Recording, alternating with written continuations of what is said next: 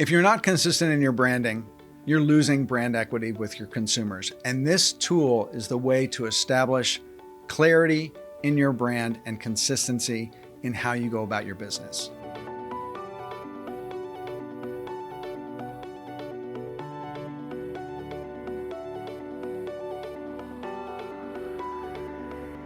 In branding, consistency is everything. Brands need to develop personalities because people relate to people. A brand personality essentially gives a brand human characteristics. It makes it easier for the customer to relate to your brand on a deeper human level. If you don't establish a personality for your brand, you're not going to be establishing a very kind of clear presence in the market when your competitors will be. So the goal that you have is to develop a brand personality. And one of the ways that you can do that is you can use this tool called a brand archetype. And there's a chart that actually makes it fairly easy to look at the archetypes and understand what their personalities are and to choose one that aligns with your company. One is called the innocent, the next is the sage, then comes the explorer, one's called the rebel, the magician, a hero, there's the lover, the jester, another one is called the everyman, and the caregiver, the ruler, the creator. So if you were classifying yourself as the innocent archetype, you would want to make sure that you are family friendly, that you're not doing anything too rebellious or too loud or too boisterous. And so when you think about Starbucks is a place where you can go and you can get coffee and you can sit and you can read and you can work. They'd want to make sure that everything that they do and everything that they say is aligning to this very warm, happy, optimistic personality for the brand. So here are 3 steps that a small business owner can take in order to establish an archetype for their business.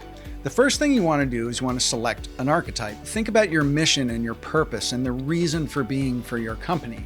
And then you want to study these 12 archetypes, their motivations, their behaviors in this chart, and choose one that really you think aligns with your brand. Number 2 is what you want to do is you really want to assess your brand. What are you currently doing? What is your visual branding? What is your brand's tone of voice?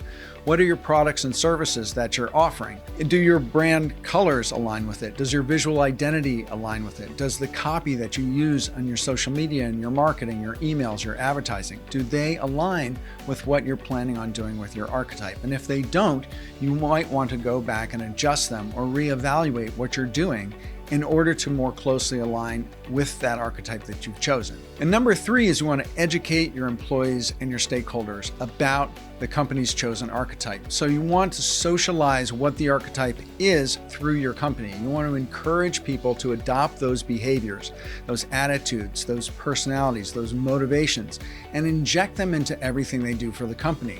Every customer interaction that they have, every product or service that they develop, you want them to be exhibiting that archetype as closely as possible. And if there's one thing I can leave you with in terms of the power of having a brand archetype, it's that it gives you a singular target to shoot for. You can't be everything to everybody. That's a losing proposition. By establishing a target and choosing a brand archetype, it will get you there to success faster.